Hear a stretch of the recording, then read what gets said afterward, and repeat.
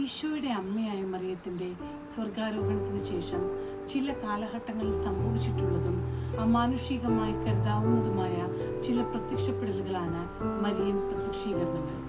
ഓരോ പ്രത്യക്ഷപ്പെടലിലൂടെയും മറിയം സഭയോടും ജനങ്ങളോടും പറയാൻ ആഗ്രഹിക്കുന്ന ഓരോ സന്ദേശങ്ങളും വെളിപ്പെടുത്തും.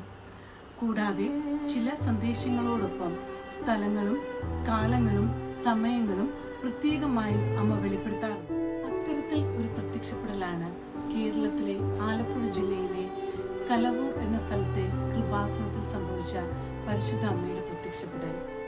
കൃപാസനം എന്ന വാക്കിൻ്റെ അർത്ഥം കൃപയുടെ അഥവാ കരുണയുടെ ഇരിപ്പിടം എന്നാണ്.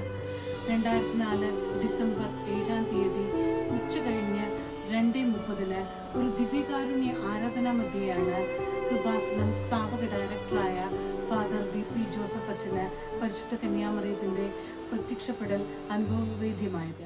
പ്രത്യക്ഷീകരണത്തിന്റെ സമയത്ത് സമയഘടികാരം നെഞ്ചിൽ ചാർത്തി സിൽവർ ഗ്രേ കളറിലായിരുന്നു മാതാവ്. ദുരന്തമുണ്ടാകാൻ പോകുന്നു, പ്രാർത്ഥിക്കണം എന്നായിരുന്നു ഫാദർ VP ജോസഫിന് ലഭിച്ച സന്ദേശം. പ്രത്യക്ഷീകരണത്തിന് ശേഷം സുനാമി പോലെ അനേകം ദുരന്തങ്ങളുണ്ടായി. അവൻ പറയുന്നത് പോലെ ചെയ്യുവിൻ എന്ന പരിശുദ്ധ കന്യാമറിയത്തിന്റെ വചനത്തെ അടിസ്ഥാനപ്പെടുത്തിയാണ് കൃപാസന